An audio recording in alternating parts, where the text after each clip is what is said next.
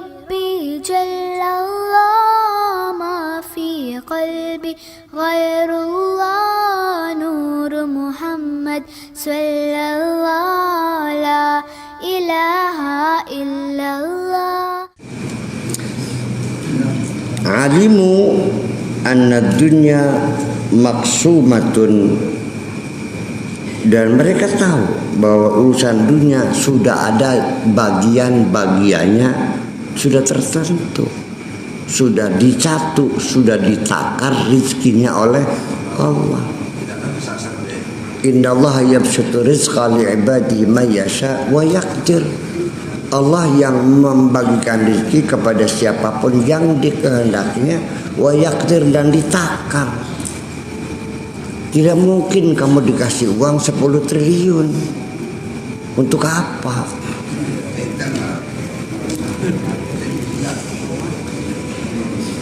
Orang yang dikasih oleh Allah triliun-triliun itu, yang di dalam otaknya ada visi dan misi ingin membuka lapangan kerja sebanyak 20 juta orang, suruh kerja semuanya. Gimana caranya? Baru dikasih. Ya untuk kamu cukup buat perut kamu aja dulu. Iya. Uang itu akan datang kepada orang yang punya ide, punya inisiatif. Mana lagi? Ya kalau kamu tidak punya tujuan, ngapain? Paling-paling buat berfoya-foya, buat kejahatan nantinya. Sampai mau sedesa entok perawannya. Anak. Iya. Tiap hari dari hotel ke hotel, dari tempat, Masya Allah. Ya keluar masuk diskotek. Sekarat kan? Iya sekarat. Duit banyak. Jadi kalau kamu dikasih harta berlimpah ruah yang nantinya akan mencilakakan dirimu, kudoakan kamu jangan dapat banyak duit. Iya dong. Yang penting selamat. Nah sebaliknya kalau kamunya dermawan, ngasih makan banyak orang, pasti dikasih banyak. Allah juga tahu kok. Karena Allah akan berikan rezeki kepada mereka melalui kamu. Dan kamu sebagai agen distributor. Rezekinya Allah, distributor rezekinya Gusti. Bagaimana tekaman? Bagaimana? Ya kan mengantar seru belius.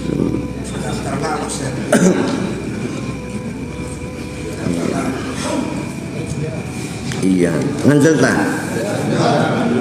Cuk.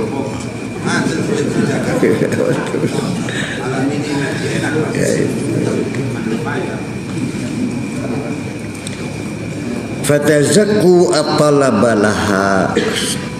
Setelah mereka yakin bahwa rezeki itu sudah ada takarannya, ya mereka sudah bisa membersihkan dirinya untuk tidak lagi minta-minta. Yang sudah ada jangan minta. Ada perolnya, gaji segitu, ya sudah. Wa alimu anna darajatil akhirah wa na'imal jannati maksumatun aidan, dan juga mereka tahu derajat-derajat akhirat, kenikmatan-kenikmatan surga juga ada bagian-bagiannya. Fataraku talaba dzalika, sehingga mereka sudah tidak minta lagi. Wal amalau, dan nggak usah kerja keras lagi, ngapain, sudah ada bagiannya. Jadi sudah bukan lagi untuk meminta-minta, nggak selesai. Yang penting kalau itu sudah ada perolnya, tinggal yang penting kamu lihat job description kamu sendiri, tugasnya apa, laksanakan saja itu yang baik. Ketika kerja mau berkualitas, nanti juga ada kenaikan gaji. Itu aja kok sudah banget sih. Nah saya juga bos, lihat karyawan saya kan saya perhatikan, saya nilai didatangnya tiap hari telat, pulangnya paling dulu, kerjanya lelet lagi. Meter tembok aja satu hari hanya dapat 1 meter. Ngapain aja? Pantesan kosrak tas kepul. Itu mahal lagi. Ya iya. Ya apa aja gitu kan? Ada nggak begitu aja? Iya ada. Udah jangan dipakai itu tuh, udah percuma, merusak lingkungan nanti. Iya. Ya, jadi ya, yang seorang pekerja yang baik ya ada majikan ya kerja yang benar, enggak dia kerja yang benar, enggak usah. Kan majikan kan paham ini kerjaan enggak keuji begini nih. Gitu. Nah Allah begitu enggak? Sama. Wah. Tiap bulan minta naik gaji, kerjanya tambah lelet, itu gimana lagi? Gitu maksudnya. Ini maksudnya begitu, jadi nggak perlu minta naik gaji lagi dah. Yang penting kerja yang benar selesai. Itu. La yuriduna siwa wajhillah. Dan mereka tidak ingin apapun kecuali ya wajh Allah saja, wajhul haqqi azza wa jalla. Idza dakhalu al-jannah la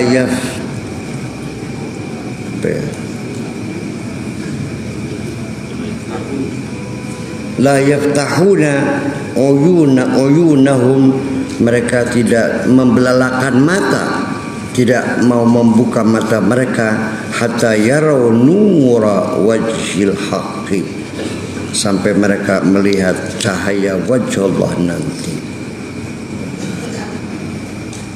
Anjabat tajrid bukan atahababun, anjab aja lah, menghasilkan gitu. Tajrid wa tafrid, artinya tajrid itu ya sudah, tidak perlu berusaha susah payah, menerima apapun diberinya dari Allah, yang penting kerja yang benar, itu namanya tajrid.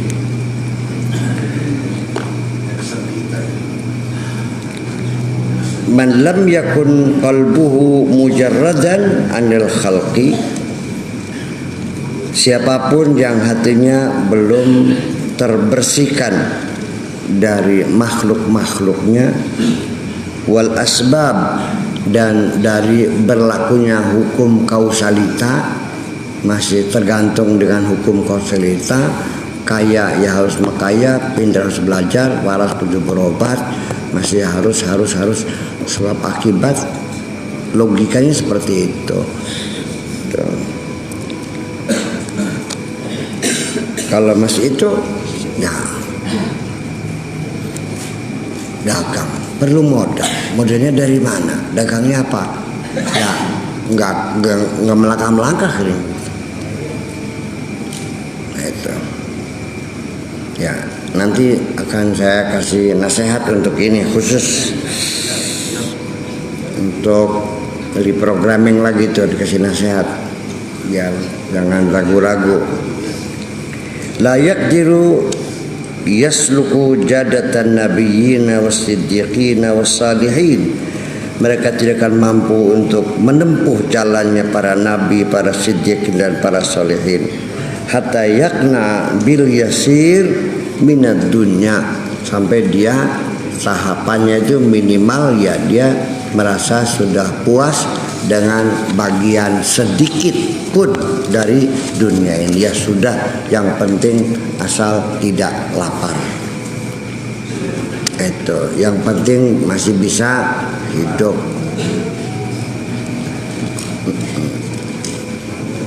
Hanya bisa beli tempe satu sepotong, ditutul saja ke kecap, dicilat kecapnya, disimpan lagi buat besok. Kalau peda ya dikasih kelapa, dipepes, yang dimakan pedanya, apa kelapanya, pedanya disimpan lagi buat besok, ya udah bisa.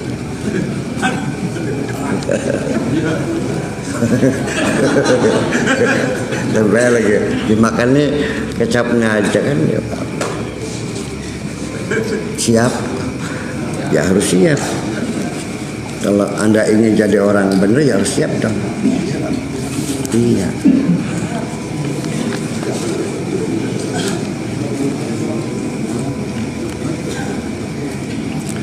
Wa yusallimul katsira ila yadil qadari. Persoalan rezeki banyak ya berlimpah ya diserahkan saja kepada kekuasaan Allah Subhanahu wa taala. La tata'arradu bi talabil katsir, tidak pernah dia minta banyak kok. La tata'arrad bi talabil katsir, janganlah minta banyak. Fa innaka tahliku, kamu bisa rusak ketika dikasih rezeki yang berlimpah ruah, bisa berantakan rumah tangganya. Iya, kepatil kena penyakit AIDS kamu.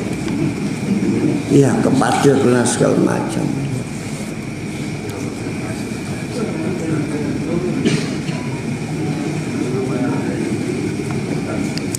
Jadi mintalah sama Allah itu secukupnya saja. Beli mobil cukup,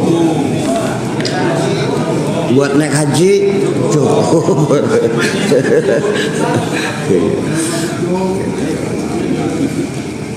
Secukupnya aja.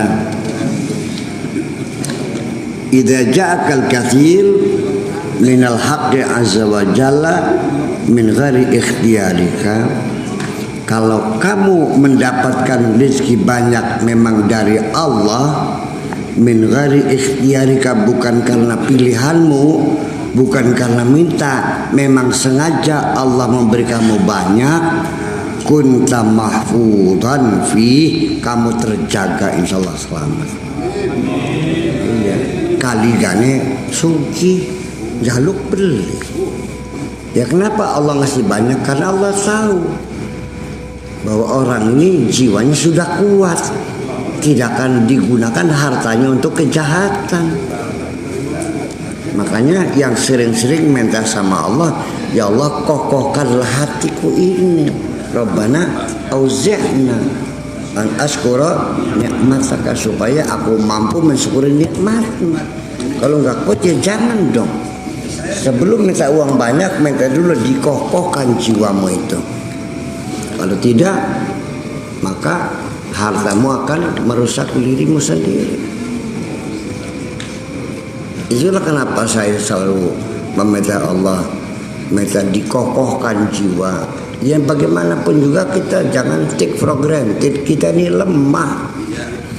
Kita ini lemah sekali, mudah tergoda. Makanya jangan lepas selalu bergantung kepada Allah Subhanahu wa taala. Wes paham? Iya.